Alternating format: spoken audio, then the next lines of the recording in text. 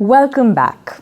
In this video, we take a closer look at climate information services and concrete tools and examples.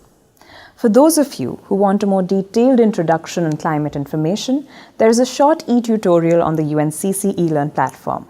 For now, let's continue. We need to gather so much more for our journey, fruits remaining to be plucked, springs awaiting our visit. When it comes to adapting to changing climate, of course, climate information is necessary. It is fundamental to understanding and managing climate risks and integrating adaptation into policies and actions. Climate information describes past, current, and future climate conditions and provides information on hazards and exposure. It can help decision makers answer questions such as which climate variables are expected to change, precipitation, temperature, where are these changes expected, and when.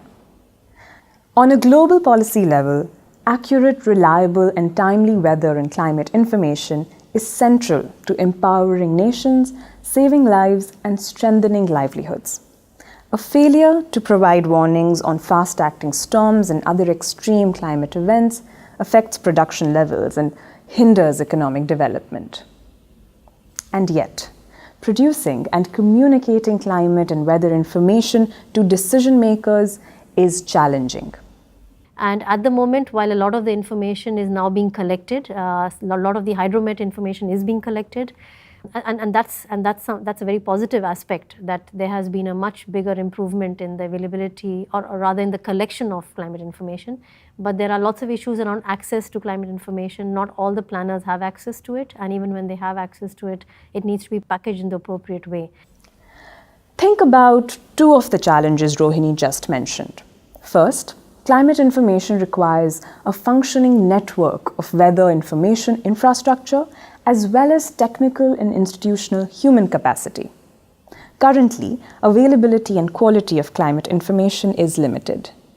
Weather data is often difficult to find or not available at all for the period or variables which are of relevance. Second, climate-related data and analysis should reach those who need to make decisions: policymakers, planners, farmers, and fishers.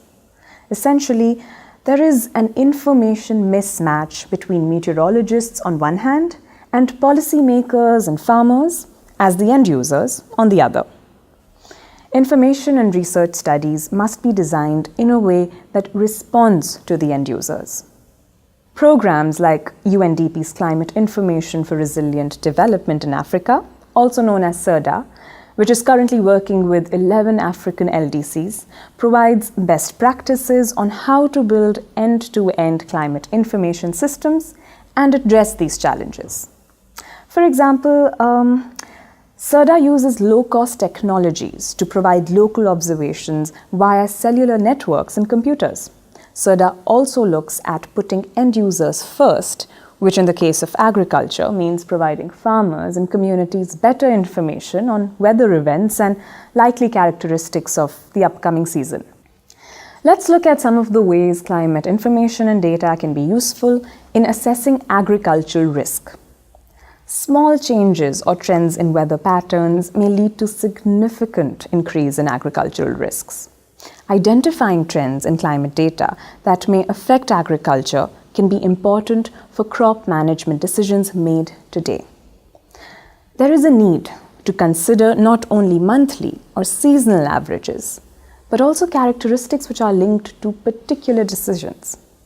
For example, predicting the start and end of the rainfall season can help farmers decide which varieties to plant and when to plant them. So, if you can identify the thresholds beyond which your crops will be under threat, you can prevent or prepare for the future vulnerability of crops.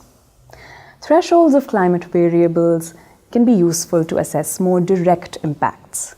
They might not be so helpful in assessing the combined impacts of several climate variables working in tandem or in opposition. For example, the water balance or the water available after rainfall and evaporation is dependent on a range of variables, including rainfall, winds, humidity. Let's look at droughts. The greater frequency of dry spells and droughts is perhaps one of the most significant climate change impacts for agriculture and food security. One of the tools introduced this week is ACES, an agriculture stress index system developed by FAO. ACES generates a map of hotspots around the globe where crops may be affected by drought during the growth season. This information can be verified and used by the ministries of agriculture of the affected countries. Climate information can also inform decisions on long-term sustainability of an area, where adapting might lead to livelihood diversification or new production systems altogether.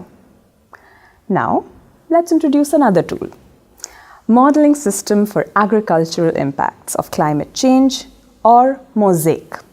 MOSAIC is a system of tools and models that helps address the need for an improved science policy link. The software facilitates a collaborative, integrated research from different subsectors: climate, crops, water resources, forests, and economy.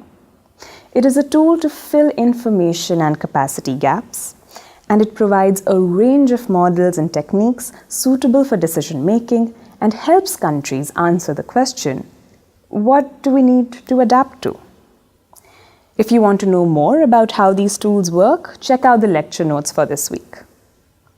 Congratulations! You are finished exploring your first island and you're halfway through the course. Don't forget to test yourself with the practice exercises and complete the quiz. See you next week.